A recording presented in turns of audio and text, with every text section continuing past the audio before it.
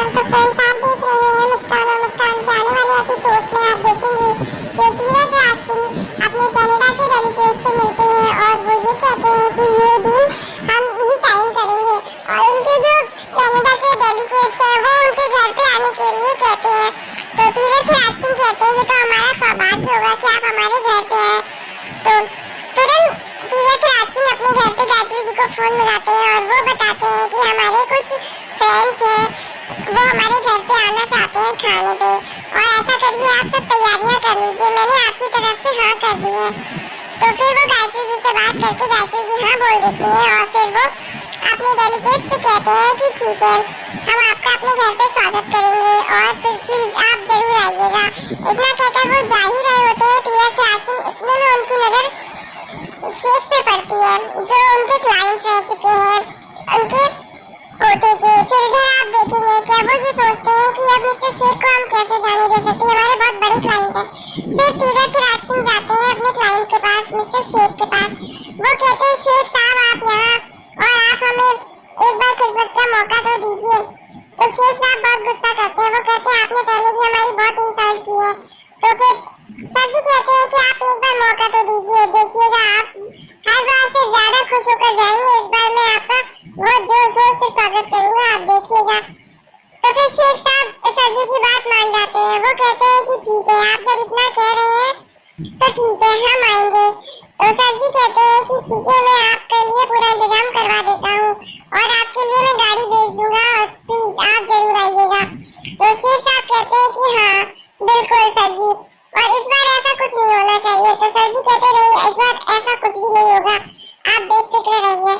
और फिर इधर आप देखेंगे कि सर जी तुरंत तबस्सुम को फोन करते हैं और वो बताते हैं कि हमारे ये बहुत बड़े क्लाइंट है, इनको हम हाथ से नहीं जाने दे सकते, इनको हम नाराज नहीं कर सकते, तुम सब तैयारियां करो और लड़कियों से कह दो अच्छे से तैयार होने के लिए। और इधर जब सर जी अपनी बात कर रहे होते हैं तो वहाँ पे अनुज बैठा होता है और वो सब सुन लेता है। इधर आप देखेंगे मुस्कान संस्था पहुंचती है, वो देखती है वहाँ पर कोई बच्चे नहीं है, तो उसे संस्था से पता चलता है कि मास्टर जी सब बच्चों को ले गए अपने घर पढ़ाने के लिए।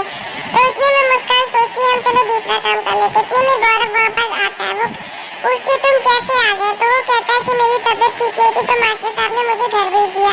मुस्कान देखती है कि गौरव के कपड़े बहुत गंदे हैं, तो वो कहती है कि मैं अभी आती हूँ। फिर वो मास्टर साहब के घर जाकर देखती है कि वो सभी बच्चे वहाँ पर काम कर रहे होते हैं और मास्टर जी वहाँ पर लेटे होते हैं। तो मुस्कान तुरंत मैसेज रौनक को कर देती है और तुरंत मास्टर जी से कहती है ये क्या कर रहे हैं आप, बाल मजदूरी कराना अपराध है। तो मास्टर जी कहते हैं कि इन बच्चों को तुम थैंक यू और सॉरी ही रोज पढ़ाती हो, इससे क्या मिलेगा, तुम देखो ये बच्चे तो काम करने के लिए बने हैं और काम के बाद मैं भिजवा दूंगा ना। तो मुस्कान मना करती है तो इतने में वहाँ पर गुंडे आ जाते हैं और मुस्कान कहती है मैं अभी पुलिस को फोन कर रही हूँ। तो इतने में मास्टर साहब फोन छीनकर फेंकते हैं तो रौनक आ जाता है, वो फोन पकड़ लेता है। रौनक कहता है कि तुम इन्हें तो हटा दोगे यहाँ से, हमें कैसे भगाओगे भाई। और रौनक अंदर आता है और तुरंत वहाँ पर फाइट शुरू हो जाती है, वो एक एक करके सबको मारता है, बच्चे भी मिलजुल कर उन गुंडों को सबको मारते हैं। और इधर आप देखेंगे कि मास्टर साहब अपनी जान बचाकर भागते नजर आएंगे और लेकिन रौनक और बच्चे सब मिलकर उनको मारेंगे और थाली में पड़ा आटा वहाँ पर उड़ा देंगे। फिर पुलिस आ जाती है वहाँ पे और पुलिस सभी गुंडों को पकड़ के ले जाती है और कहती है तुम सब पे तो बाल मजदूरी का अपराध लगेगा। और इधर आप देखते हैं कि सभी लोग खुश हो जाते हैं। इतने में गायत्री जी का फोन आ जाता है, वो कहती है कि बेटा आज तुम्हारे पापा के कुछ फॉरेन के डेलीगेट्स आ रहे हैं, इसीलिए उन्होंने घर में सारे अरेंजमेंट करने को कहा है।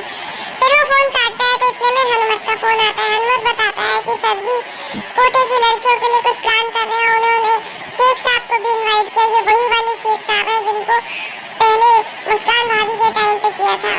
फिर वो प्लान बना लेता है रौनक। फिर इधर आप देखेंगे कि ड्राइवर लोग रात में अपने गेस्ट ले जाने के लिए वेट कर रहे होते हैं, तो ड्राइवर साहब ड्रिंक करने के लिए बात कर रहे होते हैं, तो फिर वो ड्रिंक करने जाते हैं।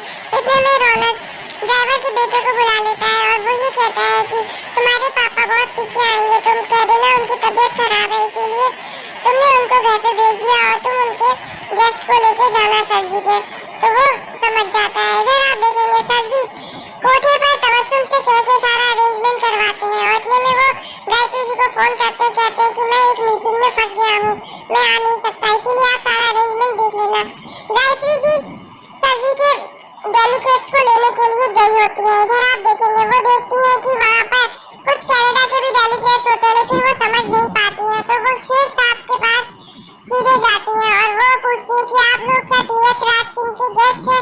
तो वो कहते हैं आपको सर जी ने भेजा है। तो गायत्री जी कहती हाँ, मुझे सर जी ने भेजा है, मैं आपको वेलकम करने के लिए आई हूँ।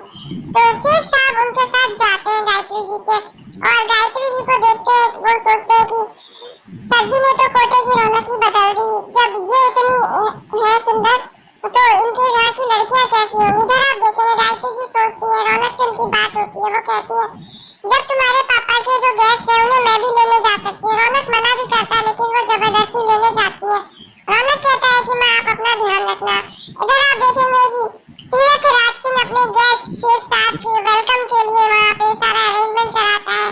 इतने में वहाँ पर जब उनके गेस्ट कनाडा वाले डेलीकेट्स आ जाते हैं और सर जी ये देख के हैरान हो जाते हैं और वो छुप जाते हैं। छुप कर देखते हैं कि ये लोग यहाँ कैसे, और फिर जो कनाडा के डेलीकेट्स हैं वो आकर देखते हैं कि ये अरेंजमेंट कैसा है। वो थोड़ा ऑकवर्ड सा फील करते हैं। इधर सर जी कहते हैं अगर ये यहाँ आए हो तो शेख साहब वो कहाँ गए हैं। और इतने में सर जी वहाँ से सोचते हैं कि जल्दी से यहाँ निकलो।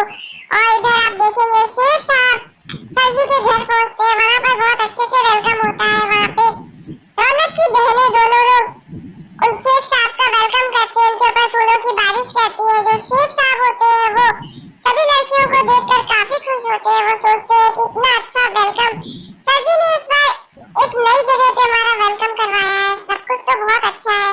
इधर सर जी तुरंत अपने ड्राइवर के पास आते हैं। वो पूछते हैं तुम्हारे पापा कहाँ हैं? तो वो बताता है कि पापा की तबीयत खराब होने की वजह से उन्हें घर भेज दिया, तो वो आए हैं। तो सर जी कहते हैं जल्दी चलो गाड़ी निकालो, और कहते हैं जल्दी चलो। इधर आप देखेंगे रौनक मुस्कान से बात कर रहा होता है और सर जी अपने ड्राइवर से कहते हैं कि तुम जल्दी चलो। और ड्राइवर को रौनक भैया की बात याद आती है। वो कहते हैं कि तुमसे जब सर जी कहें जल्दी चलने के लिए तुम 15 मिनट का रास्ता 40 मिनट में तय करना, और फिर वो वैसा ही करता है। इधर रौनक मुस्कान से कहता है कि आज पता नहीं क्यों मुझे घबराहट सी हो रही है, मुझे ऐसा लग रहा है कि कुछ गलत तो नहीं मैंने कर दिया। तो वो कहता है कि जिन लोगों से मैं कोसों दूर रहता हूँ, अपने परिवार को दूर रखना चाहता हूँ, आज उन्हीं लोगों को मैंने अपने ही घर पे बुला लिया है, और वहाँ पर मेरी बहनें भी हैं। तो मुस्कान कहती है कि कीचड़ को साफ करने के लिए हमें अपने हाथ गंदे करने ही पड़ते हैं, तभी हम कीचड़ को साफ कर सकते हैं। और तुम इस बात को समझो, हमें और लड़कियों को बचाने के लिए ये सब करना ही पड़ेगा। तो फिर रौनक मुस्कान की बात को समझता है। वो कहता है कि तुम सही कह रही हो और हमें ये करना ही पड़ेगा, सर जी का पर्दाफाश करना ही पड़ेगा। जब सर जी शेख साहब को घर अपने देखेंगे और उनकी जब